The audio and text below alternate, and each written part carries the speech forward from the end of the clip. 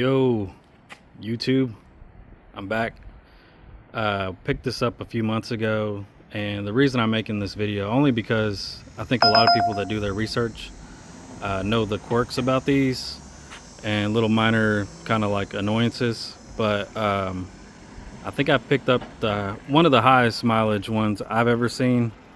I've seen some really close to the miles on it on like Tesla.com. But this is a 22 Model X plaid, and it did come with some issues, minor stuff. It's just a bit annoying when you think about like the original asking price. So with that being said, let me just kind of walk you around the car. So when we got it, first thing we kind of noticed on the front end was like somebody had backed into this thing, and I don't know, I think the previous owner was like from the countryside or something, so they just kind of called it a loss, or maybe one of their family members was the one that backed into it because it wasn't repaired. There's some minor chips in the back down here in this area, but I mean, otherwise there's nothing major that I've caught. There's one mark on the doors, the back doors, but there's nothing you can really do about it because these alignments and things like that have to happen. First few weeks when I got it, I had to order these floor mats.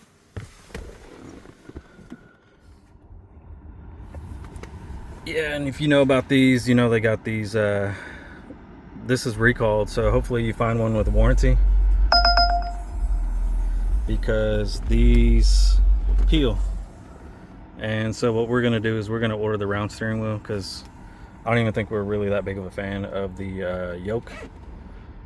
So let's see. This is my wife's car, she's the main one driving it, so I had to like vacuum it and stuff before I even did this video. But anyways, there's just minor stuff like there's a cover that goes over the batteries on the front side that was missing. There's a back cover back here for the tow hitch that's missing. So between the hood cover underneath, and then there's like little stuff like why is this trim sticking out? And then like I think this happens to all of them, but like these clips come out.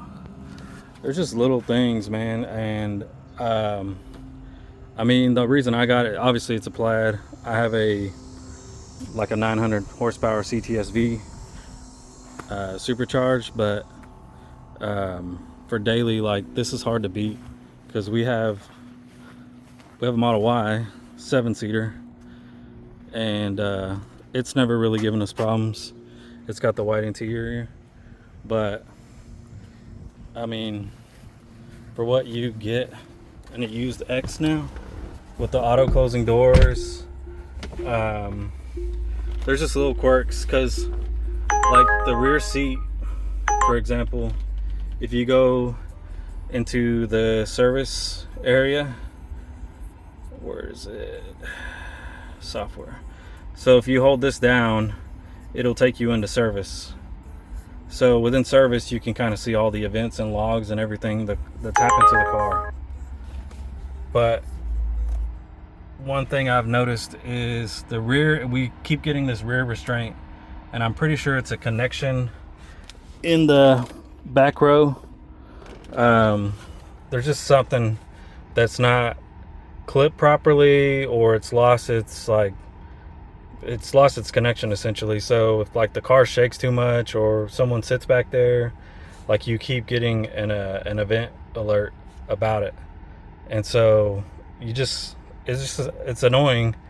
And like this steering wheel has a recall, so if you're under 50,000 miles, your dealership should replace this, especially if it's a 22, because you know you still got the warranty coverage for 5 years. But like my local dealer in Dallas will not cover that. So there's just little things, and there's just the gull wing doors, like people have to keep getting those serviced, like on the older models. This one, I kind of noticed like the alignment on some of the back pieces. Like this is almost right, but like here, like if you look at this from a distance, it's not right. There's just little things here and there, and for something they charged, you know, 135, 140,000 during COVID, and I know these are what, like 109, 110 for a plaid right now. I mean, it's expensive. Like I'd be looking at a different car, like the new Gravity, if you're gonna pay brand new. I got a deal on this, and I knew the cosmetic issues, and I knew it was missing like that cover and the back cover for the tow hitch. But you know, you kind of gotta gauge like what do you need daily, like, because the new Ys with the new interior, all the updates, hardware 4, like what are you gonna get out of the car? Like the reason I've kept this one, it's a standard range, and I use it daily. So my wife uses this, and my goal to get this was just to have fun every once in a while, because I do go to the track, but otherwise, like, it's supposed to be a road trip car. And one of the other issues I know is like the suspension.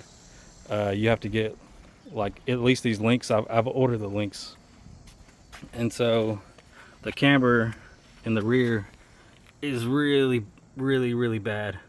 It's set up for more performance, but as the car gets older and like your bushings and things start to wear down,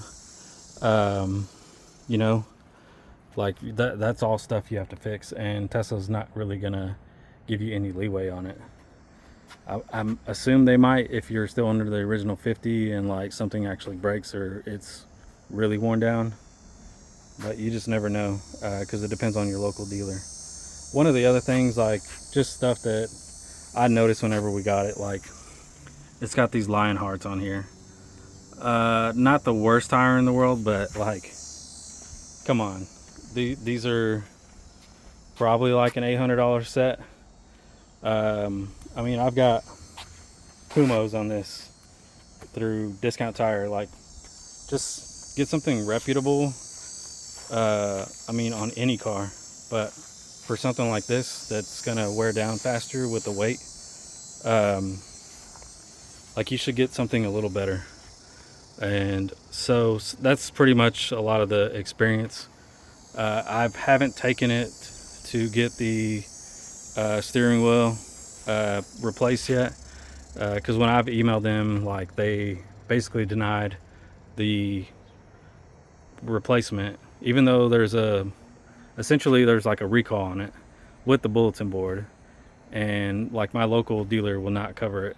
I could try 2 or 3 other new ones in the Dallas-Fort Worth Metroplex, but I'm sure the notes are going to be in my account that, you know, I requested that the steering wheel be replaced.